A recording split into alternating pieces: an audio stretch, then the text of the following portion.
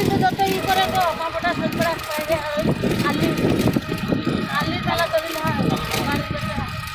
সারা সারা কারণে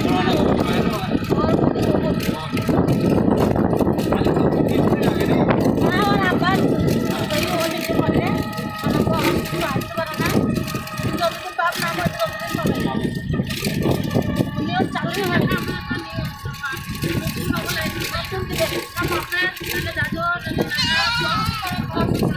আগে হয়তো